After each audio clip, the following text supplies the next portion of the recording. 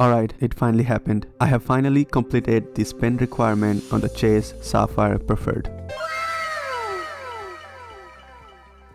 Thank you.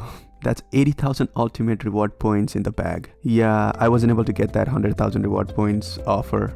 If you want to know more about that, you can watch my video about the Chase Sapphire Preferred. But now it's time to move on to the next Chase credit card. But which one should I go for? There are so many options. Should I go for the business card or go for the hotel or airline cards? Before I pick one, I should probably figure out whether I'm still under 524 or not. Alright, let me do that first.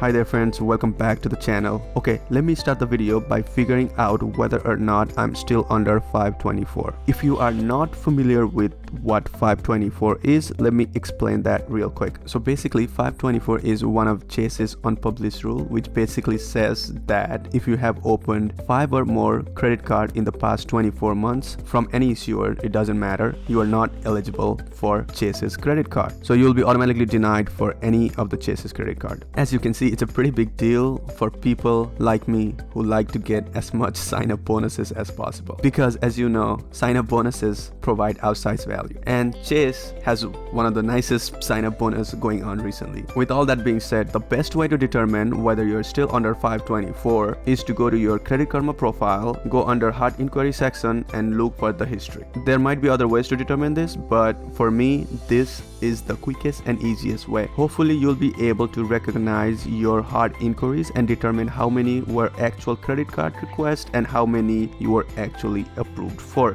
For example, for me, all of these inquiries down here are hard inquiries done when I applied for my car. So this wouldn't count towards 524. And this one is for my credit limit increase. So that wouldn't count either. Yeah, they actually did a hard inquiry for a credit limit increase. So be careful about that one. Now, these three are all Chase's credit card. And I have one more credit card, which is the MX Platinum, which didn't even do a hard inquiry. So that puts me in 424. Okay, now that I have confirmed that I'm under 524, it's time to choose the right credit card to go for. So which one should I choose? I only have one slot, so I have to be very picky here because I won't be able to come back to Chase again until God knows when. So it's a big decision for me. Now, I could go for one of the business credit cards and that would still keep me under 524 because Chase's business credit card doesn't count towards 524, but you still have to be under 524 when you apply to get approved. Hopefully that made sense. I was actually thinking about getting a business credit card, more specifically this Ink Business Unlimited, but then I looked at the spend requirement and it was $7,500 in 3 months, and the sign-up bonus isn't even that great.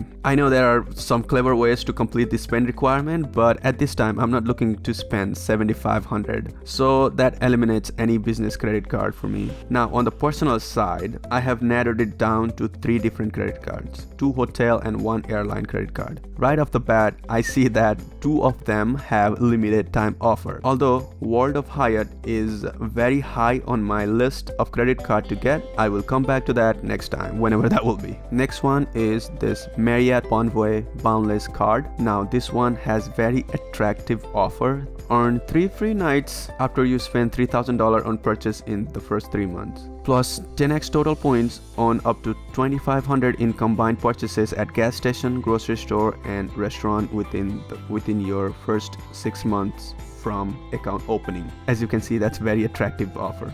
But I'm not going for this card either, simply for the fact that I don't stay at hotels that much. When I travel with family and we would rather prefer to stay at the Airbnbs rather than hotels. And even when we stay at the hotels, we pick whichever is the cheapest. Now that brings me to this next credit card, United Explorer credit card. Now this is a mid-tier credit card in the United Airline lineup, and for me it's the best one to get right now, and let me tell you why. First reason is that I fly United more often than I stay at hotels. Plus there is a United hub on one of the nearby airports. Second is the sign-up bonus. Now that's split into two tranches. First one is earn 60,000 bonus miles after you spend 3,000 on purchases in the first 3 months of account opening. Now the second part is earn additional 10,000 miles after you spend 6,000 in total purchases in the first 6 months. If it wasn't clear, I will only be going for the first part of the sign-up bonus. Now, the third reason is that the annual fee is waived in the first year. Yes, the $95 annual fee is waived in the first year.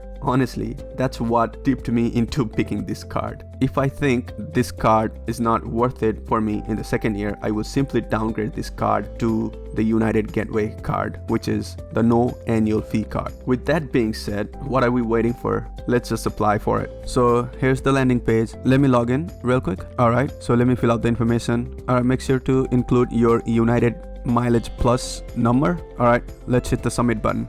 Okay, it's verifying. And yay, it was approved. Credit limit 7,800, interest rate 22.49. Alright, now only thing that's left is to call Chase and have them expedite this card. In case you didn't already know, whenever you get approved for Chase credit card, you can actually call them and have them expedite your card so it will get to you next day, and they will do this for free. While we wait for the card, let's go over some of the perks and benefits of this United Explorer credit card. So first one is the welcome bonus, obviously, right? So earn 60,000 miles after you spend 3,000 on purchases in the first 3 months of account opening. I'm not even gonna talk about the second part, which is whatever. So how do we actually earn points? We get 2 miles per $1 spent on United purchases. That includes tickets, in-flight food, beverages, Wi-Fi, and other charges. And you also get 2 miles per $1 spent on dining, including delivery services. You also get 2 points on hotel accommodation purchased directly through the hotels, and you get 1 miles per $1 spent on everything else. As you can see, the points earning potential isn't that great, but that's not what this card signs at. So first benefit of this card is the free check bags. So the primary card member and one companion traveling on the same reservation will each receive their first standard check bag for free, and that's awesome. So that's calculated up to $35 in value for the first check bag each way per person. So that's awesome. Now the second great benefit is that you can actually get up to $100 as a statement credit for global entry, which is awesome. Now this card is actually free in the first year, and I'm actually gonna use this global entry credit, so I'm gonna get $100 for free in the first year with this card. Not only that, there are other benefits as well, so let's look through that. We already covered check bags. Now second, we get priority boarding, which is awesome. We covered global entry as well, and we get 2 United Club one-time passes each anniversary years, which is awesome. 25% back on United in-flight purchases, which is whatever. No foreign transaction fee, which is cool, I guess. And this one's cool, premier upgrades on award flights, although that's based on availability and who knows if you're gonna get it. And there's also luxury hotel and resort collection, United card event from Chase, and United Mileage Plus card membership exclusive. Now you can read through all of that, but they're not as important. Now not only that, we also get some travel and purchase coverage. So we get auto rental collision damage waiver, we get baggage delay insurance, lost luggage reimbursement, trip cancellation, trip interruption insurance, trip delay reimbursement, purchase protection, visa concierge, and extended warranty. As you can see, this card is well worth the $0 annual fee in the first year, and possibly worth keeping it after that, but we'll see. Now, I think the card is already here. Okay, let's end this video by unboxing this card. Okay, let me open this envelope real quick.